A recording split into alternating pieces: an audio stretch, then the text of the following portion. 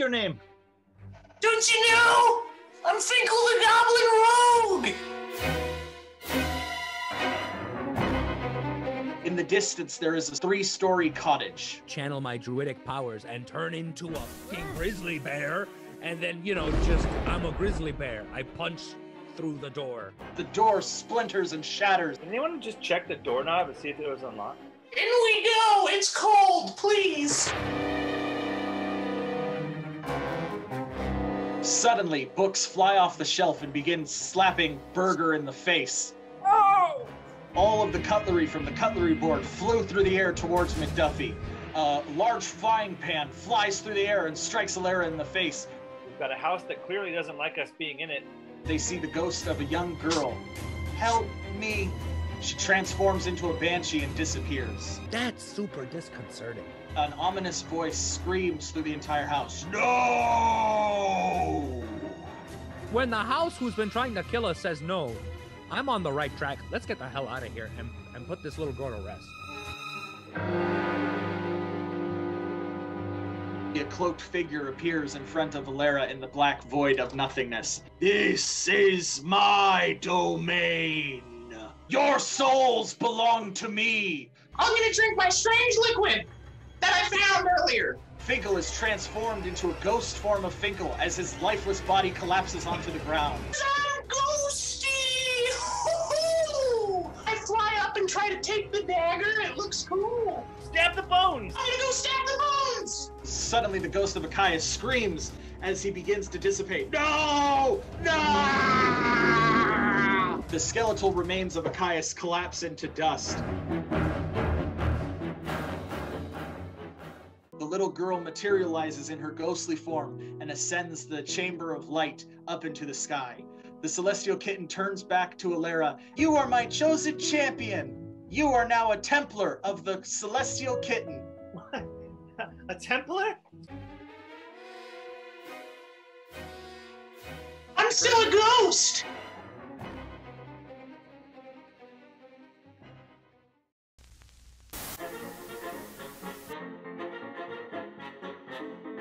We tell a lot of jokes here at Fancy Hobo Improv, but even we know that voting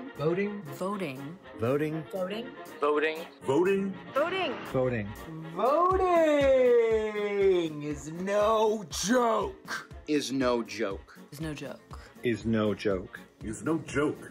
Is no joke. Is no joke.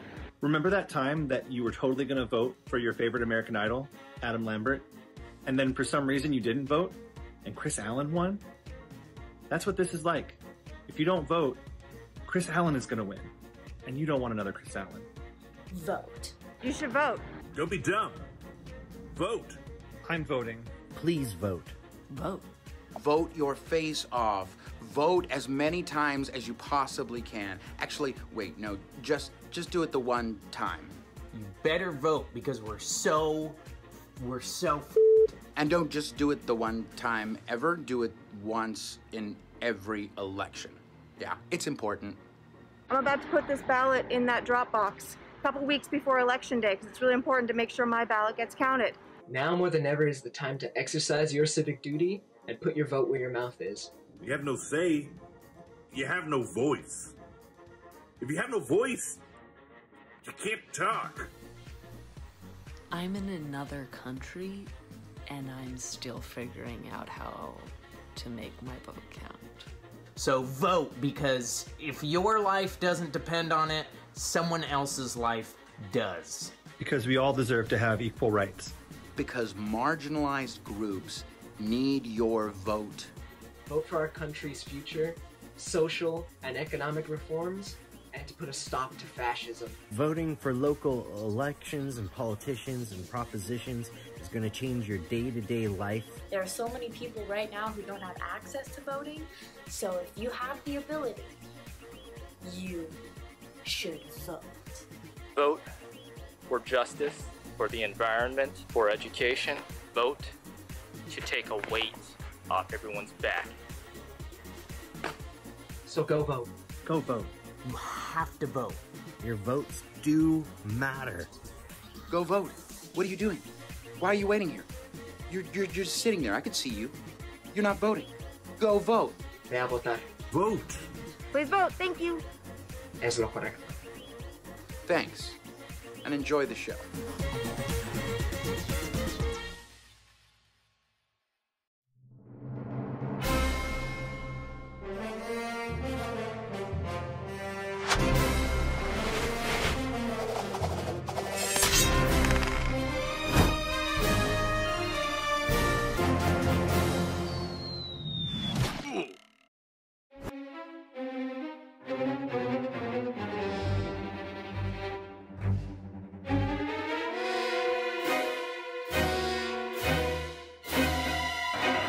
Greetings, fellow adventurers, and welcome to Hazards and Hijinks, the live-action fantasy role-playing improv show. My name is Hero Carlisle, and I'm your dungeon master tonight, which means that I'm one part game referee and 2 parts stuttering storyteller. That's right. Welcome. We know you could be anywhere in the world, and we're so happy you're spending your Friday night with us. Now, we have a great show for you lined up. Our team of improvisers are going to create an entire adventure just for you to watch. How cool is that? How can we possibly do this? Well, we use our imagination, and we also use suggestions from you, the audience. That's right. We took to our social media to find out what monster our heroes would be challenging today, and by your votes, you have picked Cthulhu. That's right. That which is dead can never die, and with strange aeons, even death may die. We have summoned the elder god Cthulhu, and he is going to kick the shit out of our players. No way around it. This one, we're probably going to kill everybody. So thank you for joining us. Have a wonderful night. Show's over. Cthulhu won. I'm kidding. Let's get to the meat and potatoes of it. You may have noticed that we're not in a theater right now. No, in fact, you are at your home, sitting comfortably with popcorn, about to watch this great show, while we likewise are at our homes, dressed like buffoons and speaking on nonsense into a camera. How are we able to do this? Well, through generous donations from viewers like you. That's right. This show and all of our shows here at Fancy Hobo are 100% free, but sponsored by you, the audience. Whatever you give to us, we appreciate, and it makes our shows stronger. How can you donate, you ask yourself? Well, if you look right there in the corner, you will find our Venmo link, our Venmo link, Fancy Hobo Improv. You can donate to there at any time. And when you donate, not only do you feel good about supporting local art, you also get thrown into the show. That's right, every donation you make has the opportunity to thrust you into the adventure in some capacity. Maybe you become a hero or a villain. We also have suggested donations that do different effects throughout the show. $5 gets you a health potion. $7 gets a deadly trap sprung on our heroes. $10 gets an epic weapon to our heroes so that they are stronger in combat. $12 imposes a deadly curse on them, which has the opposite effect, making them weaker in combat. And finally, for $20, you can summon a big bad evil monster out of nowhere to wail on our heroes as hard as it can. So feel free to donate throughout the show if you're having a good time, if you're enjoying the show. We always love when you play with us. You've saved lives, you've killed players. It's all been a lot of fun, and we really appreciate it.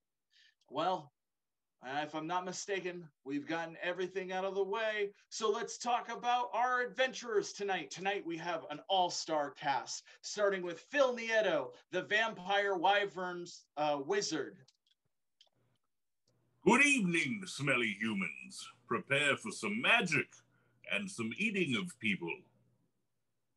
Magneto Morgan as Fetch, the imp warlock. Philos, you level 4 idiot. Banishment only lasts for 1 day. Yeah, I'm back. And we're so happy he is. Up next is Catherine McGheoghegan as Snarla, the orc bard. It's me, your snarlin' darlin', Snarla Blastwind. And finally, we have Roberto Ferreras as McDuffey, the human druid. Oh, hey there, ominous voice in the sky. It's good to hear you again. Hopefully everything's going well in that ether. Yes, it is. Thank you for asking. Oh, it's that's going good. lovely. Now that we've got our heroes together, we are ready to get the adventure started. And we're going to start the way we always do, with a hearty huzzah. So on the count of 3, say huzzah with us and be part of the action. 3, 2, 1. Huzzah! Huzzah! Very good. All right, let's get this adventure started. You find yourself in a deep, dark dungeon.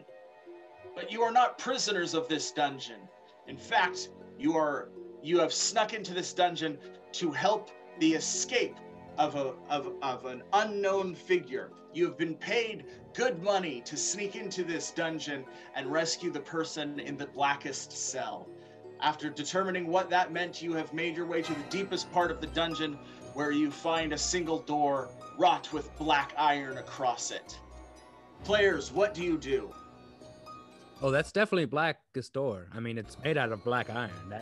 I mean, that's a dead giveaway, right, guys? It's right there on the tin. We weren't asked to free the person from the blackest door. I think we need to get a look inside, see how black the actual cell is. Well, yeah. It could be like pink padding on the walls, and just like maybe like a goth, like a bubblegum goth kind of thing going on. The hell is bubblegum goth? Yeah, I would also like to know more about that. These concepts sound delightful.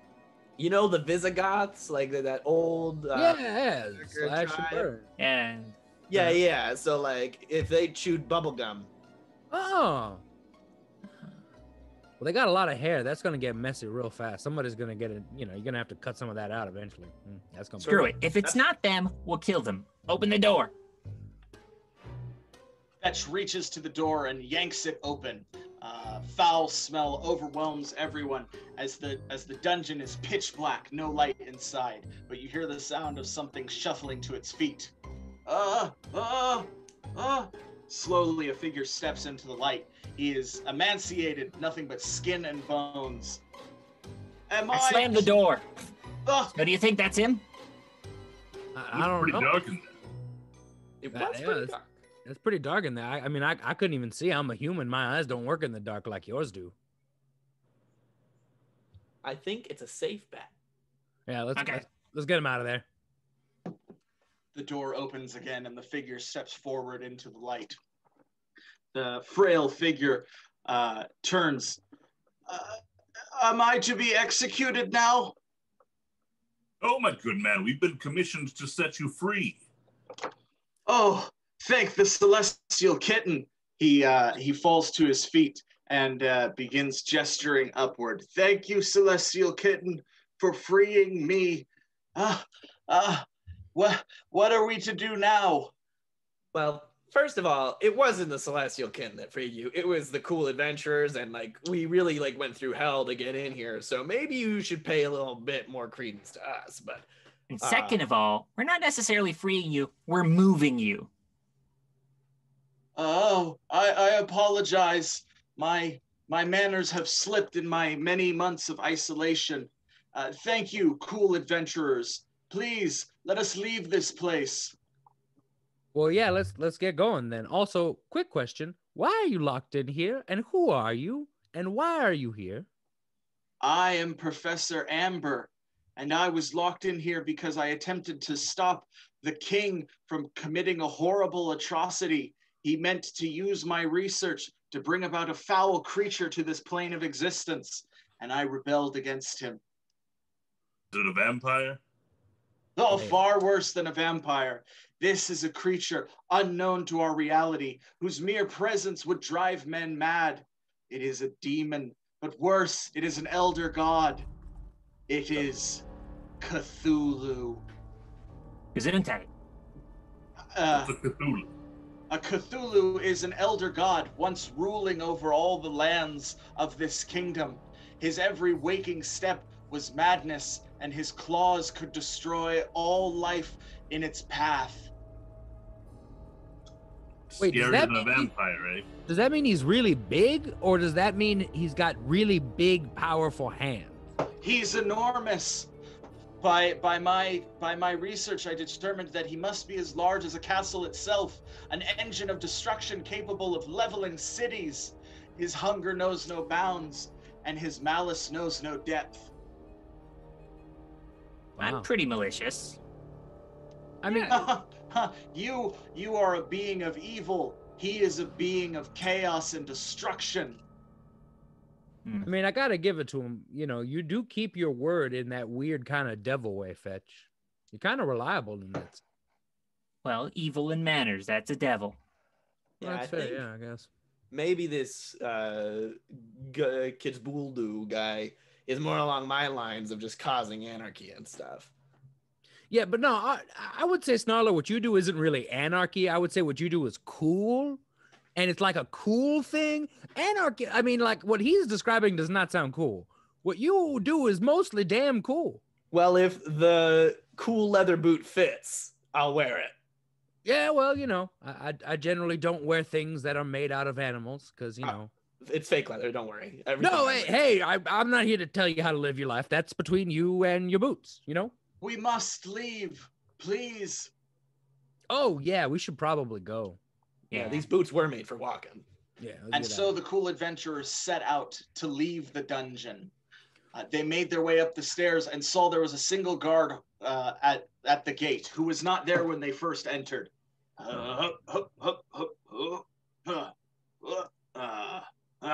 Yes, that's what I would do if people were here. People are here! Who are you? He turns and points his spear towards you.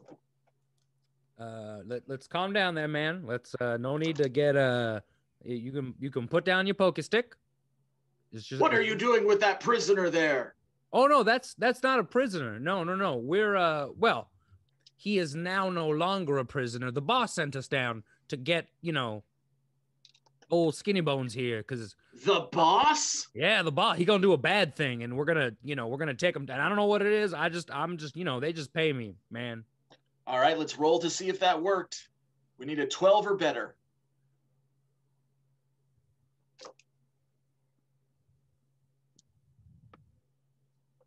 Oh, a 5. What's the boss's name? I actually was contracted through an intermediary. You see, with my druidic powers, I do very seldom face-to-face human. The guard throws his spear at McDuffey. It slashes by his face. He pulls out a sword and a shield. Yeah, none of you will get out of here. I turn into a grizzly bear. Bear Duffey says you go now. Go now before I get you run. The guard begins running out the door. Gotta bust out the bear. Just, man, this has not been a completely successful endeavor. McDuffey, paperwork. That's why I use paperwork. It has the name of our boss on it. You could have just shown it to him. Man, I don't think like you do, little red dude. I think very differently. Sometimes very different. Sometimes not at all. I agree. So you we should do probably go. sometimes not think. Yeah, you know, it's just go. It's endearing sometimes. Speaking of just go, I'm sure that guy's yell has alerted every guard in this facility, so maybe we should trot along. All right, everyone hop on Eagle Duffy's back. Eagle Duffy! I turn into a giant eagle, and they all hop on board. Yes, all of the cool adventurers and Professor Amber leap onto McDuffie's back as he takes to the air. Sure enough, a stream of guards come running into the dungeon, but they are too slow to catch up with you. Arrows fly through the air, but are too shallow to hit McDuffie as he flies higher and higher into the sky. McDuffie flies to the location where they would meet the benefactor who had originally commissioned them for this case. He was a tall man in nice robes, and he stood on the precipice of a cliff. Ah, you have returned, and with Professor Amber. Yeah? You're welcome.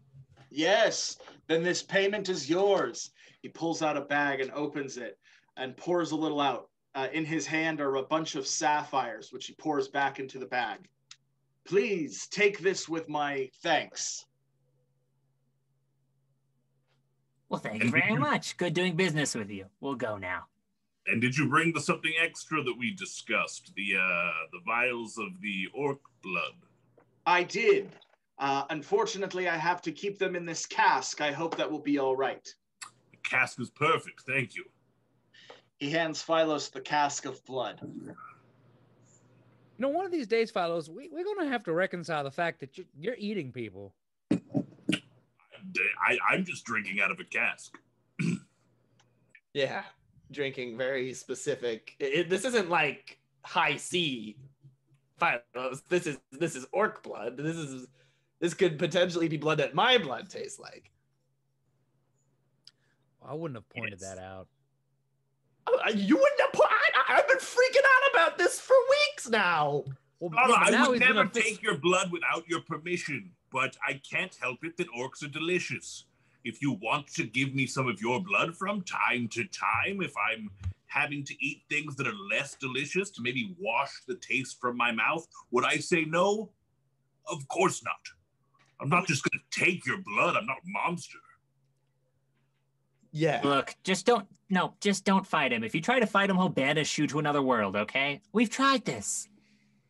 You deserve that. And I'm quite upset that you're back already. Well, maybe learn some better magic. I do not mean to interrupt, but I have another task if you are willing to cooperate with it. The payment will be double what this one was. I could always use more sapphires. Suddenly, a terrible curse befell Snarla. As a figure appears in the air. Ha ha ha ha ha! It is I, Charlie, King of Curses, and I throw a curse upon you. You have the curse of impotence. Your power is cut in half. Charlie? I thought we were friends. We hung out in college. What? Sorry, baby. This is the way it goes. God, ridiculous. Slid Charlie one of the sapphires. Good work. Good work. You know, that is not the weirdest thing that happened today, because that guy is a dick. Yeah, real jerk, Charlie. And I thought he was so nice. I guess people really do change. Yeah, what a jerk. Money. As I was saying, I will pay you double for this next task. Well, lay it on me, big guy. What's going on? Not far from here, there is a cult which has established itself in a swamp. This cult has procured for themselves a book which I desperately need. Find this book and return it to me, and I shall pay you twice as many sapphires as I have given you now. And? Could you be and another cask of blood. Well, 2 casks of blood. While we're adding stipulations, can I get like just a sack of salmon? I've been a bear and an eagle for most of the day, so I've got the salmon cravings like a mother. Also, could you be more specific on book? That's like really vague, man. That could be anything. Yes. I will see what I can do about the salmon. And the book itself is an ancient tome, written and bound in human flesh, with each page being someone's back, tattooed with inscription in it. This book must be found and disposed of, lest it fall into the wrong hands again. I mean, I'm a vampire, but that's a little macabre, don't you think? It is very macabre. Professor Amber bursts in. The book! You must find and destroy the book! It can summon Cthulhu. That is what the king was after. First of all, what makes you guys the right hands? I don't want to be walking into some big old kaboo trap. You are wise. But rest assured, my intention is to destroy the book. I have no interest in using it. And as far as I know, Professor Amber is the only person who can read the book in its entirety. I am one of a few scholars who know the full language of dark speech. I'm gonna... Why don't we just destroy it for you? The book can only be destroyed through a special ritual, which unfortunately must be taken by someone of my order. I'm gonna lower my glasses and cast Mom Eyes as a special ability and say, Are you lying to me? You better tell me the truth. All right, let's roll that special ability. Oh, a 10. We were looking for something a little higher to have effect. You try to interfere with him with your mom eyes, but your curse negatively impacts you and gives you a terrible headache. No, I really feel like a mom. You know, we should really bring an expert just to make sure we find the right book. I mean, there are a lot of books around there made of people's backs. Maybe the professor should come with us. Perhaps I could. I am very weak, but I could accompany you. Oh, we'll take care of you. Don't worry, Professor. Unfortunately, the professor must remain with me. He is integral into stopping the ritual from falling into the wrong hands. We must keep him safe and alive.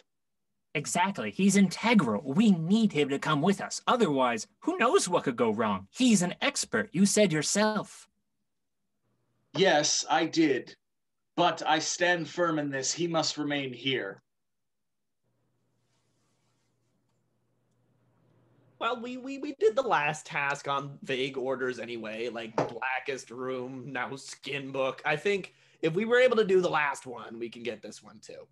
I mean, like there's more than one skin book. We just take them all, right? Yes. That's a pretty smart way of doing things. I mean, I still think a book made out of skin would be really distinctive. Like, I don't think anyone's gonna miss that. You know, we're gonna see like, oh look, you know, there's like, oh, there's a book made of paper and a book bound in leather, and look, there's a book made of people. People are pretty distinctive. You know, I think we'll get it. All right. Fine. Very well. Here is a map to the swamp and the location of the cult, as far as my information has gathered. I wish you well in this endeavor. All right. All right. I'm just going to go take a poop before we go. You guys go on ahead. And after they leave, I'm going to go talk to the professor in private. Yes. Okay. First of all, low down. Devils don't poop. Second of all, you're coming with us, and I'm going to possess him. Let's roll the special ability. Gotta get a 12 or better.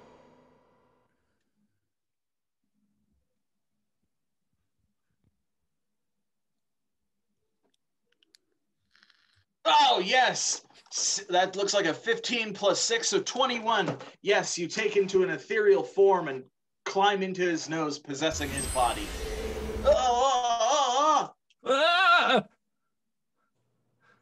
Okay, let's do this.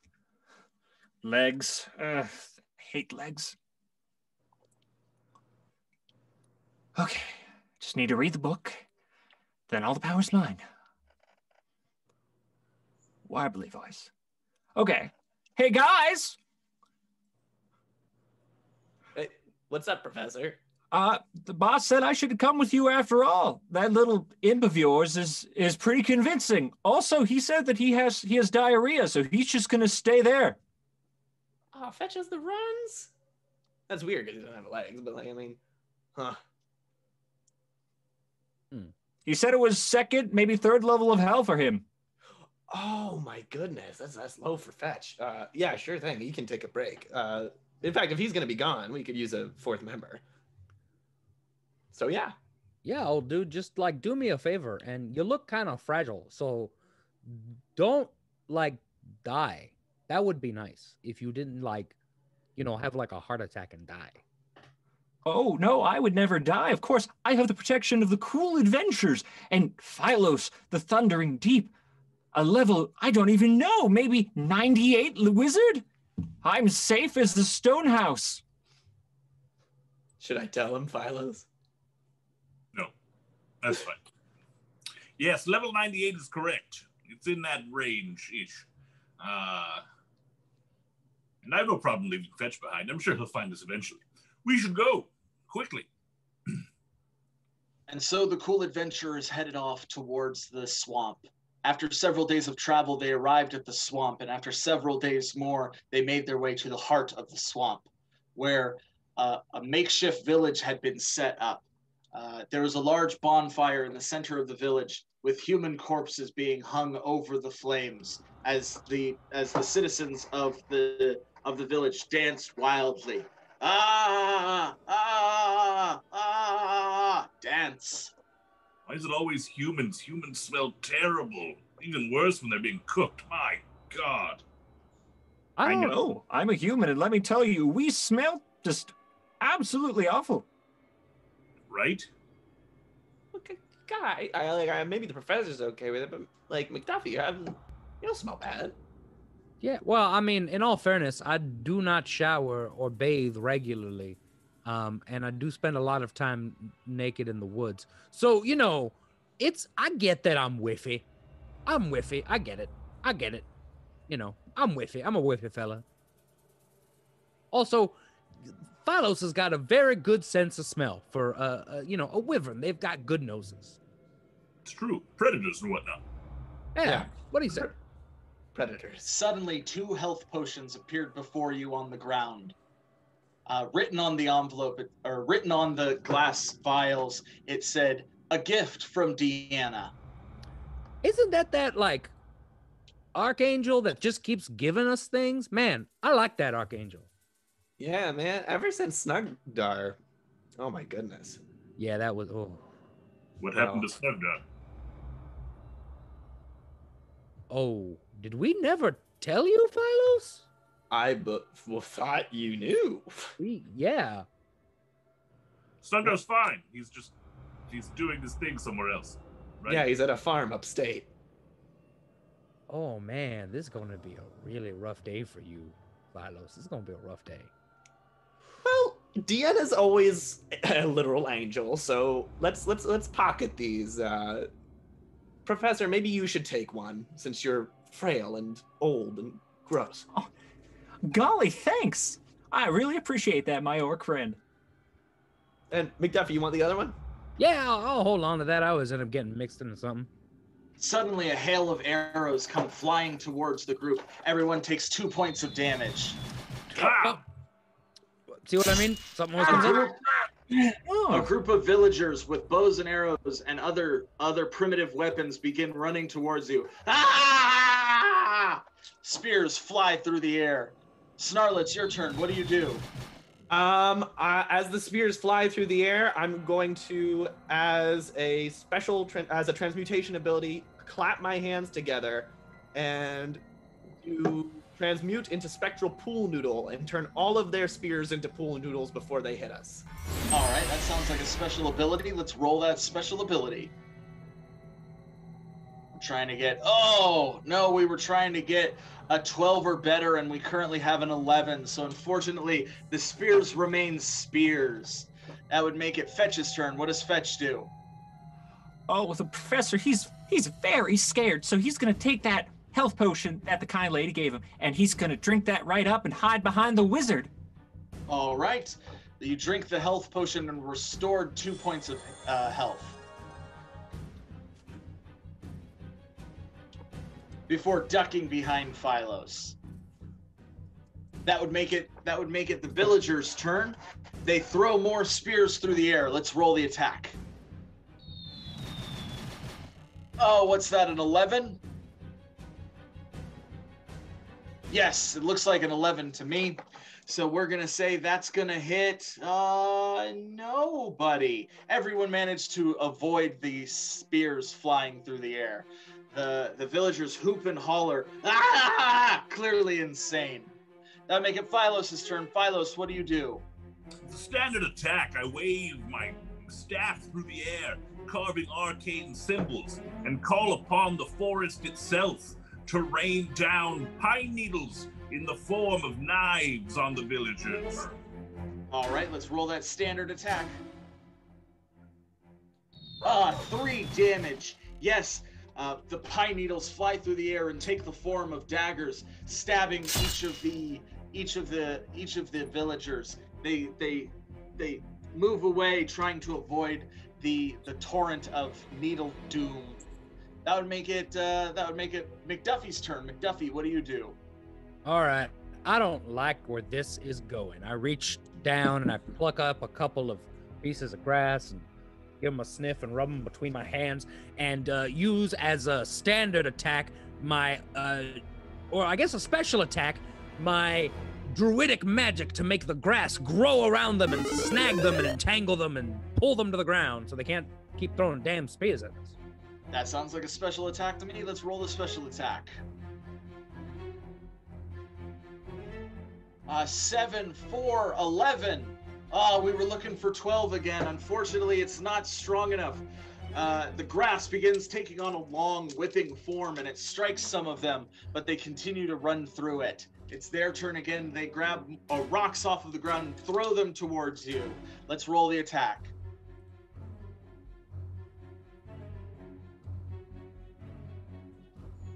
$15. 15. Oh, I think that hits everybody. So let's roll a simple attack. Oh, for 2 points of damage. All of you are struck with stones for 2 points of damage. That would make it Snarla's turn. Snarla, what do you do? As a standard attack, I'm going to cast Gulliver's Great Gong, and a gong appears above them, and I throw the gong stick at it, and it makes this massive thunder wave that radiates out in an explosive sonic force. You said this was a standard attack? Standard attack, yes. All right, now because of your curse, it will only roll 1d6 instead of 2. So let's roll that 1d6. Oh, for 2 points of damage. Yes, the gong is struck, and some of the villagers drop to their knees, covering their ears, but more continue to run towards you. God, Charlie, you're such a jerk. Indeed, Charlie was. That now makes it Fetch's turn. Fetch, what do you do? Oh, well, the professor's very scared, but he takes out from his shirt, he takes out a wand. He said, you know, I learned a trick or two back at the academy. Let's see if it works. And he's going to point it towards McDuffie. And he's going to, and energy is going to go out and aid him as it kind of goes around his magical aura and just kind of straightens it with a strange red glow. All right, yeah, that sounds great. The aid action has gone into effect. That would make it the villagers' turn. They're going to roll an attack again. Oh, a 5. Looks like a 5. Could be a 3. Either way, it doesn't hit anybody. Arrows fly through the air. Stones fly through the air. But they fail to contact any of the cool adventurers. That would make it Philos' turn. Philos, what do you do? As a simple attack, I call upon my vampiric powers to burst into a cloud of bats and swarm the villagers, biting and attacking them. All right, let's roll a simple attack. Oh, for 6! Max damage! Yes, you burst into several bats flying and striking at the villagers. Some of them fall down dead, while others take their place charging towards you. That would make it McDuffie's turn. McDuffie, what do you do? All right, man, I have had enough of this nonsense, and I'm just gonna get into something more comfortable and shapeshift into a fucking bear. And then with the aid of that strange, nice wizard man and this weird burning desire I now have to devour the flesh of people, I'm gonna go ahead and do a standard attack and just start eating people. All right, a standard attack with an aid. Let's roll those 3d6 as you maul them as a bear. For 9 damage, yes. Your bear form, your earth sign form, you strike down at the remaining villagers and begin ripping them apart. Congratulations, you have all successfully defeated the villagers. Huzzah! Hurrah! My mouth still tastes like humans from my bat form. Now the village is deathly quiet. The only sound being the crackling of wood from the massive fire burning in the center of the village. That was terrifying. Do you three do this every day? Yeah, we're pretty cool. Sometimes I turn into a wolf, or one time I turned into a rose bush for 6 months. That was a crazy 6 months. Anyway, so I'm gonna, because I'm a druid and, you know, I have nature powers, I'm gonna like take off my robe and go skyclad before the great bonfire and call into the clouds to please. It would be very nice if we had some rain to put out this god-awful bonfire. Clouds, can you help a druid out? Let's roll a special ability. 15 plus 2, 17. Yes. A torrent of water begins pounding down from the sky. It is a monsoon-like storm. Oh. The fire begins to go out and leaving behind just a heap of ashes and smoldering smoke. That was very impressive. Now, would you please put some clothes on? Excuse me, my throat. Nope. You got to let yourself dry all natural first after the rain stops. That's how you get sick. You gotta let it breathe. And in all honesty, this is the first bath I've had in like... A fair point. It's probably good for it. However, we should probably, clothed or not, get a look out for that book. All right. Indeed. Yes, the sooner we find the book, the better. And so they begin making their way through each of the village's buildings, moving from left to right, almost clock-like, surrounding the bonfire. There are several huts set up. Eventually, you come to find the book on a pedestal in one of the huts. Okay, now this is a very delicate procedure. I need to make sure that everything is okay. There's a spell. I pick up the book. No! Suddenly, a lightning bolt courses through Snarla, and she takes 4 points of damage. God, I just thought you were saying nerd stuff. It's nerd stuff, but nerd stuff is for a healthy mind and a safe body. Now, if you'll all just stand back. Snarla, I think it's trapped. You think? And now Fetch is going to use the professor's mind to read the book and first remove this stupid trap. All right, let's roll a special ability for that. We'll put it at 10. You got to get 10 or better.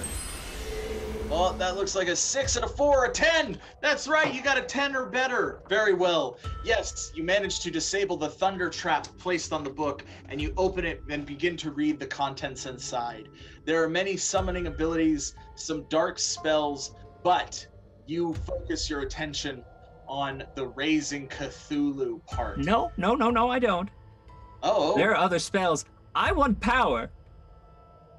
If there are other spells to be had in this book, the first things first, I'm going to make myself as powerful as possible. Cthulhu? No. It's Fetch Town now. It's Fetch time. Let's roll a d20 and see what happens. Oh, a 15. Yes, you do find there is a powerful spell that can take an imp and turn it into the most powerful form of a devil. A pit devil. Ooh, okay, everyone. Well, I think that the best thing to do is to begin the rite of transference. Now, this is the only safe way that we can travel with this book. Now, if everyone could just gather in a circle with me and hold hands. Well, real quick, I'm hurting like the dickens right now. McDuffie, do you still have that health potion I gave you? Or you had? I didn't give it to you. You should absolutely take this. You definitely look way worse off than I do. And, yeah, my hair's going off in all different directions from electricity. It's a little bit of a disaster. I'm gonna drink that down. I'll drink some blood too. Help myself. I guess I'll put my clothes back on. All right, Snarla, you are healed for 6 points of damage. Whew.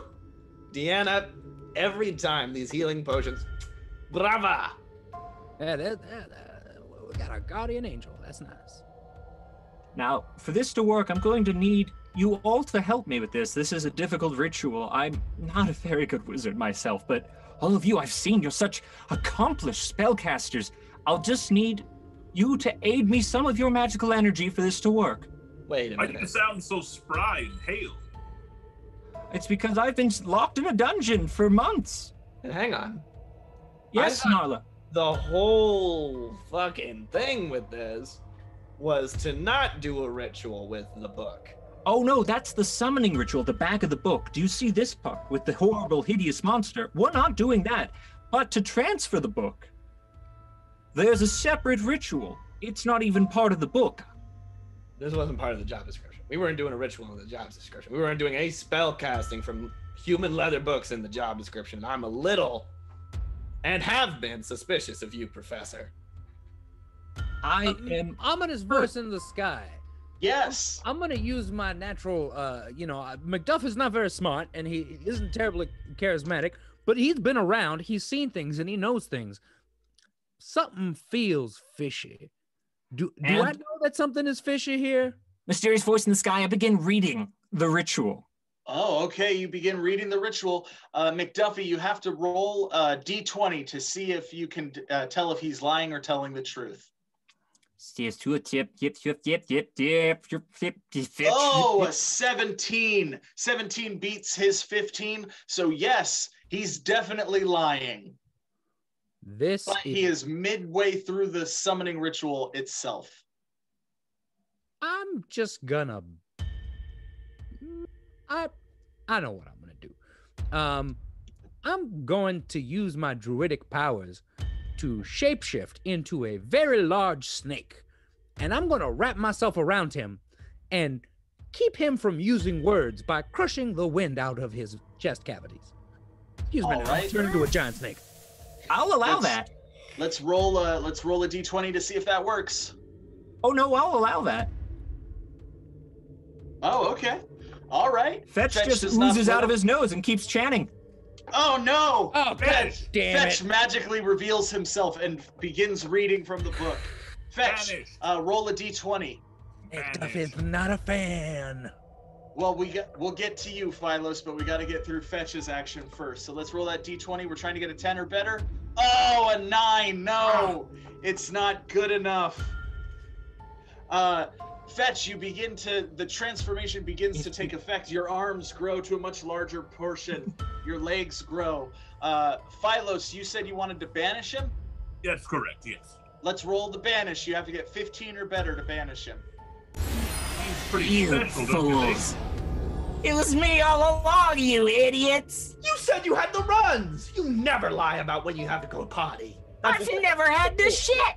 What? I'm a devil. You've been lying about pottying this whole time? Yes, every time it was just me stealing gold from the rest of the group. Do you really not know this? All right, let's roll the special ability. Last time I just got bored. One for a Oh lot. no! It's only a 6. It doesn't come close to banishing. Fetch, but instead Philos has banished himself. He finds himself floating in a void of nothingness. We'll come back to you, Philos.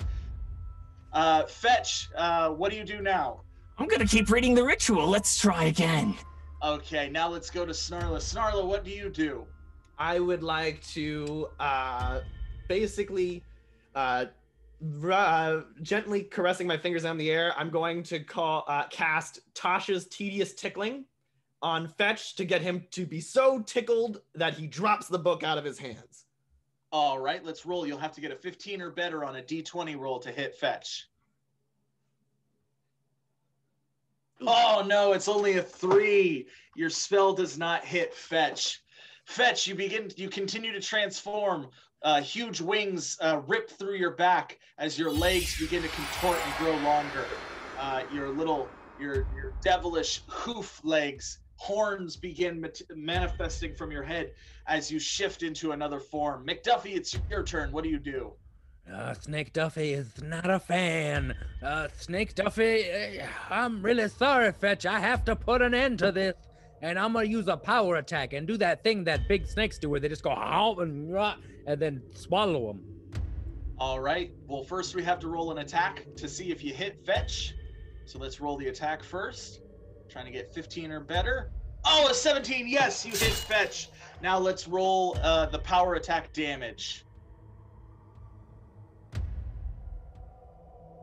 All right. 7. Yes, you completely devour Fetch. You drop down on him and completely devour him. He's inside of you now. I definitely know you idiot! Did the book go too? No, the book falls to the ground, and its delicate nature falls open as pages fly out from it. Snarla, you should grab that and put it in a thing. Sure thing. I'm gonna put it in my base case. Snarla, do not put it in the thing. I put it in the thing. Don't put it in the thing. I did. Snarla, I did.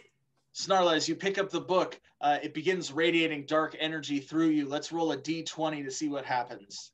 Oh no. Trying to get 15 or better. Oh no, it's a 9! The book has possessed you, and you begin reading the incantation to summon Cthulhu.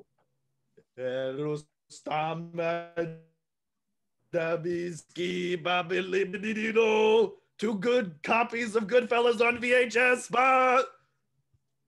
Fetch, you are currently unconscious, so let's roll your first death save.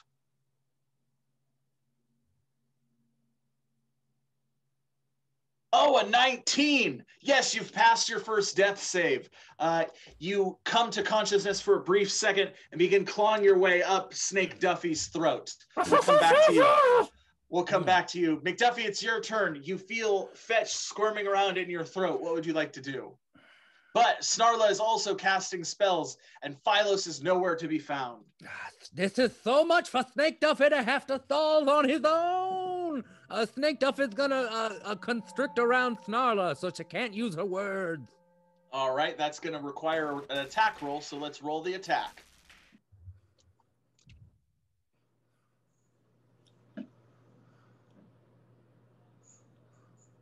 What's that, a 14? Yes, that beats Snarla's 12 AC. So yes, you begin wrapping around Snarla. Snarla, you are still possessed by the book. So what do you want to do? Do you want to read the book, or do you want to try and fight off McDuffie? At this moment, I can't breathe, so I don't think I can speak the cursed words. So what I'm going to try and do is do a little, like, cute head bob to charm McDuffie into letting me go. All right, let's roll that special ability.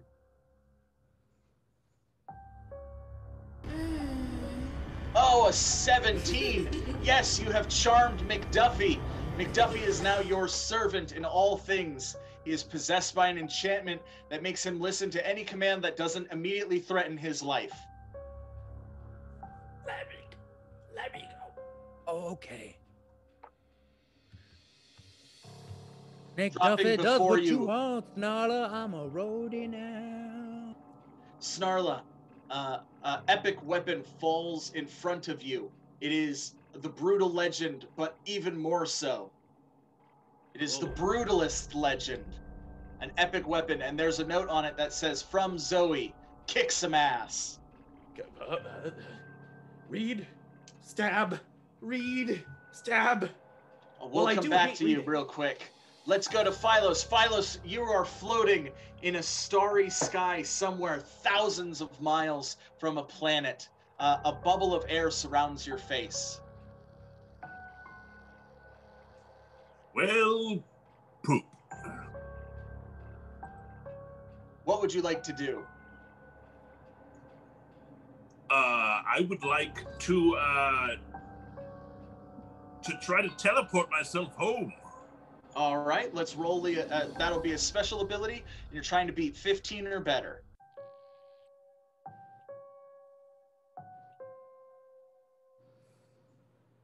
Oh, 17, 21. Yes. 20 or 22 actually. Yes. The magic rushes through you and you return back to the physical plane. However, you are several miles away from the swamp. You are back in Oakvale. Well, I better fly quick. Philos takes to the air and begins flying back to the swamp. That would make it Fetch's turn. Fetch, let's roll another death save for you.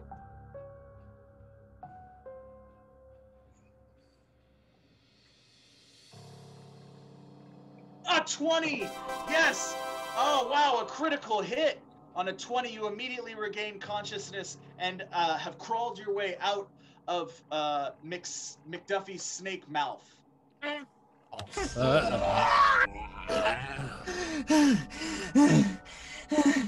Oh, hey, Fetch, how you doing, man? You.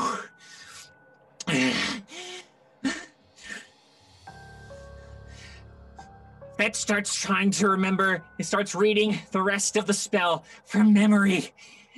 All right, let's roll a d20 to see if that works.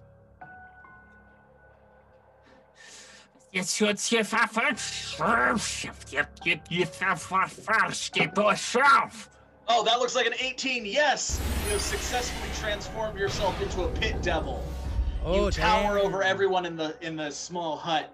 You now being 12 feet tall, horns ripping through the flesh into your head and down your spine. You are a magnificent creature of death and destruction. We'll come back to see what you do next.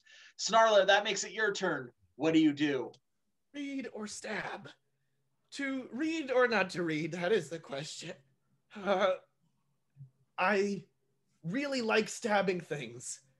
So I'm going to try to resist the book's curse to grab that cool fucking axe. You take the Brutalist legend into your hands. Its magical power has countered out the curse that was placed upon you. Now all of your damage functions normally, so long as you wield the Brutalist legend. I can get used to this. Fetch! You're not supposed to be buff, you're supposed to be tiny. What happened? Silence, imp. I'm not an imp. You're an imp. You're an insect and you're all beneath me. Also, Your time of bossing me around is at an end, child. not an insect, not a child. Yeah. Not Now be a good girl and give me that book. You're gonna have to take it from my cold, dead, hot as fuck hands. Oh shit, she just told you, devil. Okay, fine. I have an idea. I see someone coming. And Fetch, he snaps his fingers, and out of the sky, directly over Snarla, blood, orc blood, begins to rain on top of her. Just as Philos gets back. All right, let's roll the special attack and see if that works. This has taken a turn, ladies and gentlemen. Be sure to donate to help our heroes out. This has gone off the rails. What's that, an 18 and a 6? Or no, that's a 10. That's a 10 and a 6, so 16. Yes, that hits Snarla. She begins being covered in orc blood as she moves towards, as she tries to move away from it, the storm cloud follows her, drenching her in orc blood. Celestial Philos, kitten, this is just like that play Carrie. Philos, it's your turn. You're flying through the air and suddenly you smell the smell of delicious orc blood. Well, I dive towards it naturally. All right. As I do, I cast the spell message to Fetch. And I say, Fetch, you're under contract to me. You're not allowed to touch that book anymore. Your contract was with an imp. I am an archdevil. Read the lines of your contract, level 4. Oh, your name is on the contract, not just random imp. Your true name is on the contract because you asked me to call it to you. And I refused. Whatever your form is, you are under my control.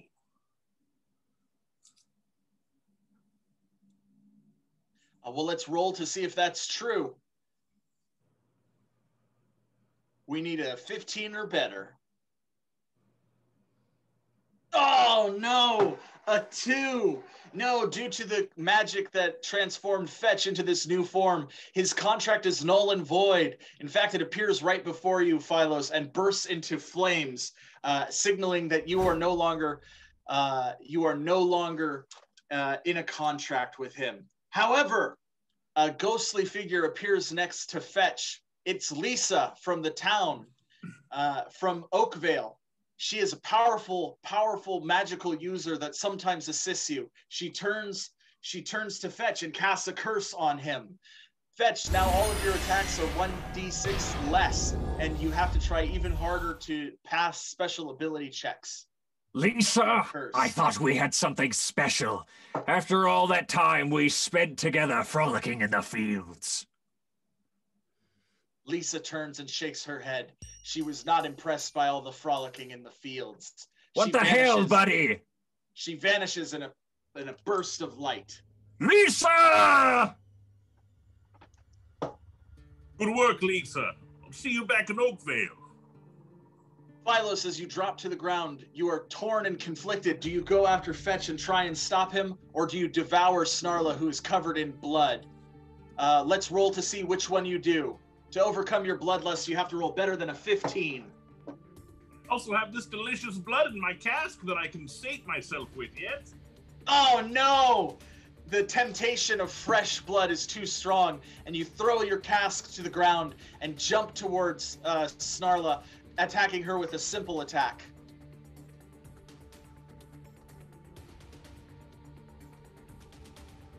For 3 damage, you bite into Snarla, ripping a chunk of flesh from her neck, and begin drinking her blood.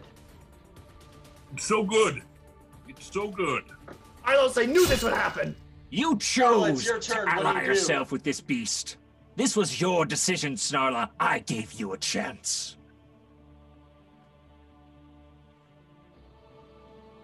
Snarla, it's your turn. What do you do? One problem at a time. One problem at a time. As I am being eaten alive by Philos, I'm trying to think, what can stop a devil? What can stop a devil? Knowledge. And I'm going to lift the Brutalist legend and cast Legendary Lore of the Lesbians. And I am going to seek knowing Fetch's true name. All right.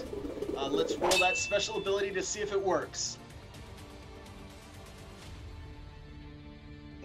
8. Let's roll an additional d6 because you have the Brutalist legend with you. That's better. That's what I'm talking about. A 13 will do great. Yes, you remember Fetch's true name. Fetch, what is your true name?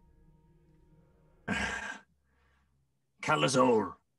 Calazol rushes through your mind. Also, an ethereal figure stands before you, Fetch. It is the princess of the fairies, Jessie, all the way from our first adventure. She curses you again. How dare you bring evil to this land? She waves her finger and you have been cursed twice now. Oh, come on. I don't even know you. I wasn't there. Cheaters. That would make it McDuffey's turn. McDuffey, what do you do? Turning back into my human form, Fetch, I thought for a while we could be friends, but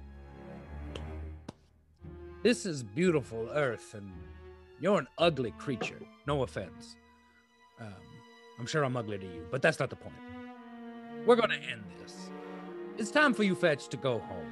And I'm gonna chant a great druidic magic and basically throw everything I have left into it to call up nature spirits to aid me in banishing this devil. All right, that sounds like a special ability. And because Fetch has been doubly cursed, you only have to beat a 5. So you have to roll a 5 or better. Oh, a natural 20! Oh! The spirits of the natural world heed your call and enter the hut where you've been fighting. They begin to circle Fetch as he lifts into the air. Fetch, you begin to feel the pull of the abyssal plane, yanking you back to the 9 layers of hell. You have time for one more action before you go. What do you do? I'll be back. First, you will know what it is to feel pain. And I'm going to use all of my power to aid Philos. All right. Philos has a power aid on him for the next for his next attack. Have fun, idiot! Fetch explodes and disappears. He has been returned to the 9 layers of hell, and because he's no longer contracted under Philos, this is a permanent banishment until some foolish mortal summons him back to the material plane. Philos, that makes it your turn. Let's roll that bloodlust for you. I feel like I'm pretty full at this point. Oh, a 13. That beats Snarla's 12. Let's roll a simple attack. But it has a power 8 on top of it, so roll 4d6. Oh, fuck.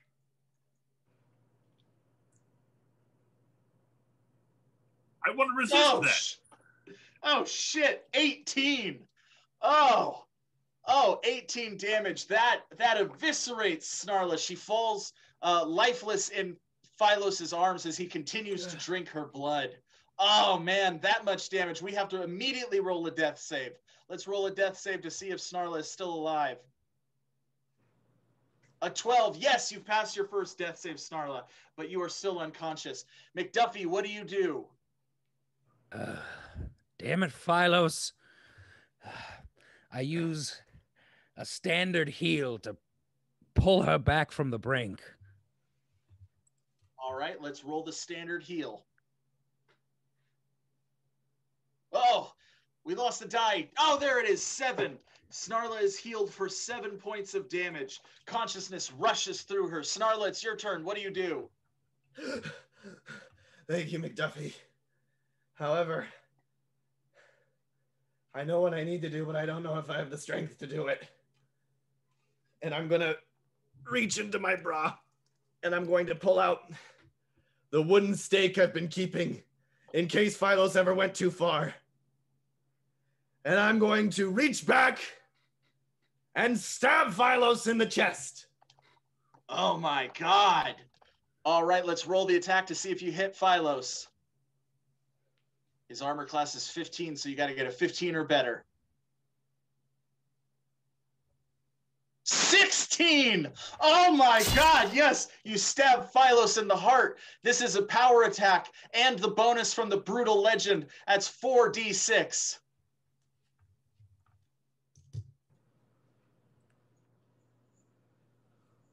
Oh, that is a ton of damage. Way past. Oh my God. Philos, you have to roll a death save. Let's roll that death save.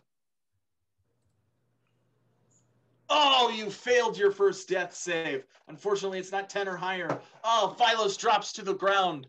Snarla picks the book up and begins reading it again. McDuffie, it's your turn. Allies have turned into enemies, and this has devolved into total chaos. What do you do?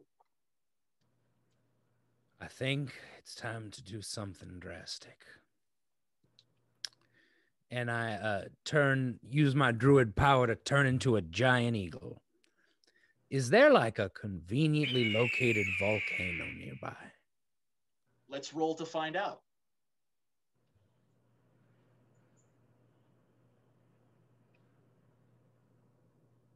Oh, 2. No, there is no conveniently located volcano in the area. Well, then I'm just going to grab that fucking book and fly the hell away. All right. You'll have to pry it from Snarla's hands. So you have to roll a d20 and get 12 or better. All right.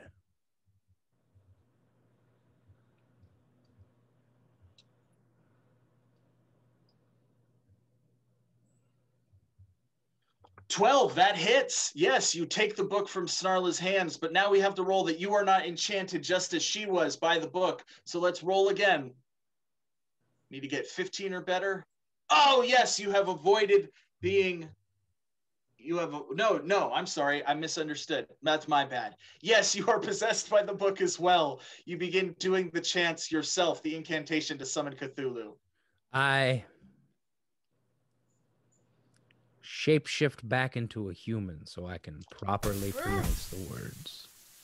Oh. But I am probably several hundred feet in the air. Oh my God. Well, then I guess you have to fall. All right, let's falling from that height. That's a power attack, so let's roll the power attack. 1, 3, 3, 6. You take 6 points of damage falling to the ground.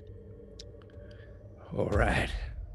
I'm assuming then I'm just going to keep reading with probably many broken bones.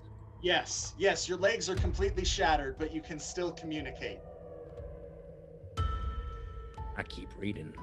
All right, Philos, you're unconscious. Let's roll another death save.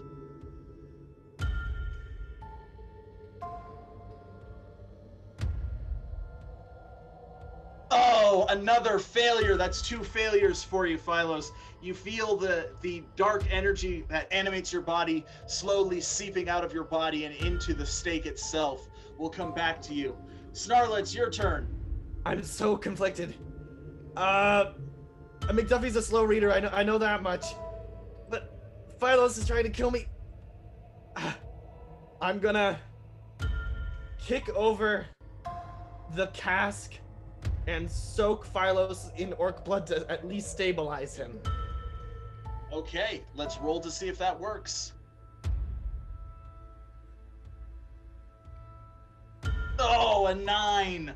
Unfortunately, you kick the cask in the wrong direction and it spills onto the ground, wasted. I was never very good at soccer. Suddenly, overhead, you hear the sound of a meow. And the sound grows larger and larger. You look out of the door and you see a radiant column of light breaking through the clouds as you see 2 figures kind of prance down it. The first you recognize as the Celestial Kitten, a kitten made of light and magic. But beside the Celestial Kitten, you see another figure, an anthropomorphic cat, roughly the same size as Snugdar. In fact, it is Snugdar! Meow! Oh, Celestial Kitten, help me, friends! Go help your friends! I will do so. Meow, meow. And Snugdar drops from the column of light into the hut itself. Snugdar. Hey, Snarla, how you doing? Really fucking bad. Can you do anything to help Philos on the ground there? This provision, which is the new. I got just the thing. I was imbued with a lot more energy now that I've taken on I got this new form. You see, I'm a cat. Meow, meow, meow. But yes, I will cast Spare the Dying upon Philos. All prosperity. All right, let's roll to see if that works. That's a special ability. Testable to be. Was that 8, 6? Yes, that's a 15. That works. Yes, or a 14. It's a 14. I can't do math, but it's enough to stabilize Philos. He is no longer dying, but he is still unconscious. Unfortunately, McDuffie has been saying the chant, and a big rumbling is heard. As you look outside, you see that the smoldering ash heap that was the fire burning in the center of the village has opened into a chasm with tentacles rising out of it. A large hand grips the edge of the chasm and lifts itself. You see a squid-like octopoid face with tentacles writhing with spikes on them. Massive green wings extend out as the figure pulls itself further and further out of the chasm. It is Cthulhu, the Elder God. He has been successfully summoned by McDuffie. McDuffie is a friend of yours? Oh, hey, what's up? It's good to see you. That's not a friend, Snugdar. That's not a friend.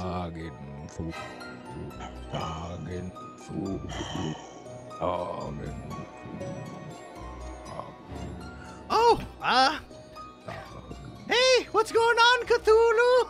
How are you doing? Cthulhu takes a swipe at Snugdar.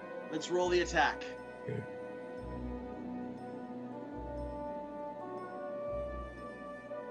Oh, 17! Yes, let's roll a simple attack. Snugdar has been hit by the claw for 5 points of damage. Oh man! Snugdar, it's your turn. What do? The Celestial Kitten hops onto your shoulder. Hit him with all you got! You got it. I am Snugdar Tryptophan. I am the priest of the Celestial Kitten. And Cthulhu, I got a pamphlet from you, and it happens to be just from the Celestial Kitten, and it happens to be a wish spell. I wish for Cthulhu to be sealed, his power, into a tiny, cute kitten. All right, let's roll. That sounds like a special ability to me. Let's roll that special ability.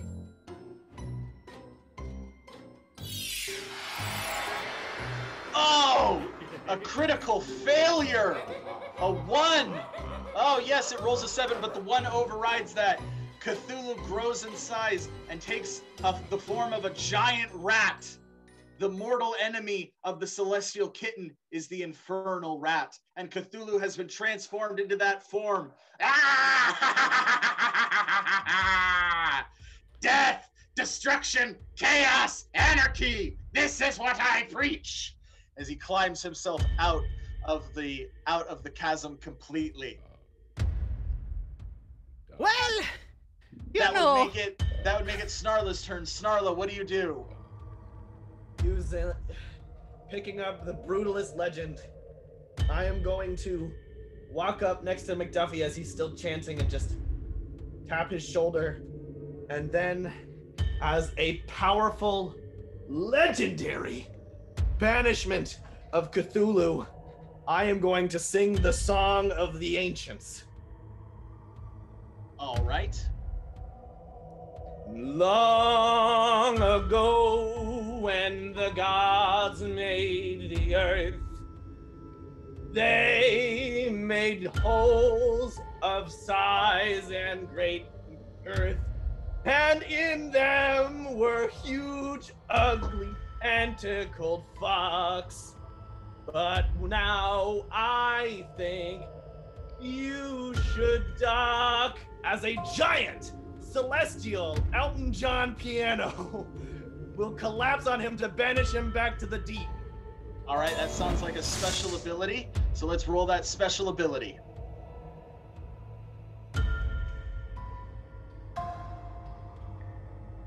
Oh, 15 plus 5, 20. Yes, a giant celestial piano appears in the sky and comes crashing down atop Cthulhu, who is in the infernal rat form. It smashes into his body and forces him back into the chasm.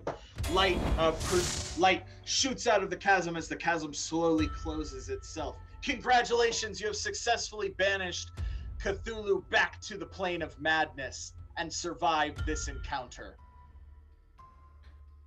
McDuffey, are you okay?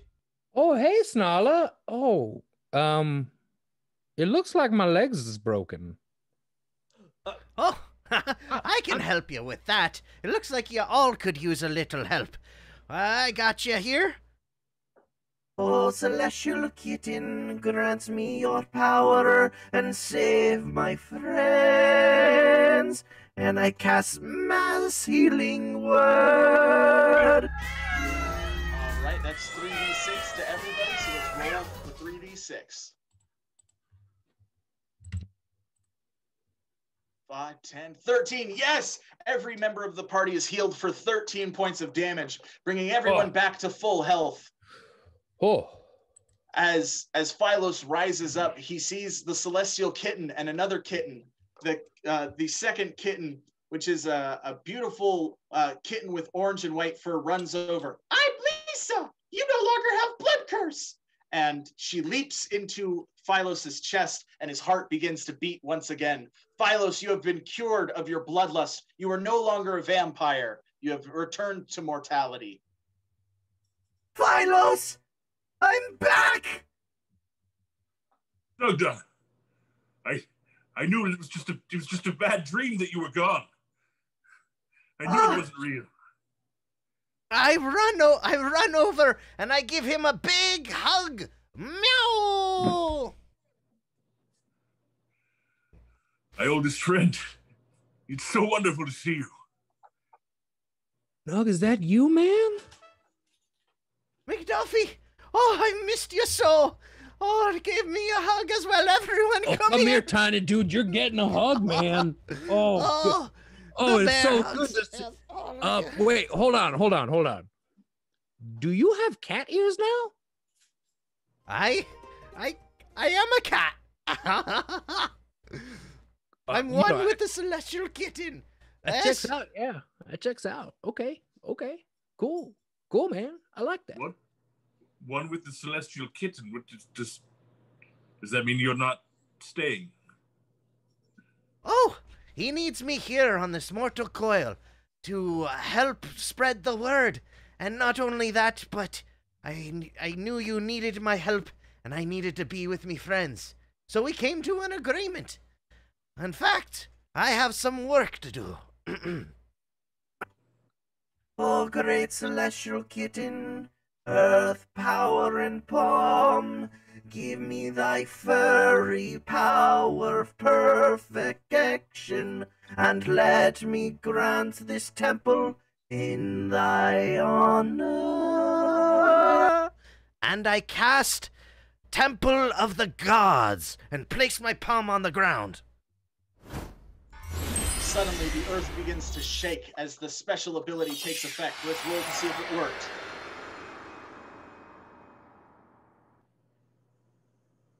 For 8. Yes, all of the buildings in the village collapse down and are consumed by the earth as stones appear and form a temple in the honor of the celestial kitten where the village once stood. Okay, Snugdog, that is a great trick.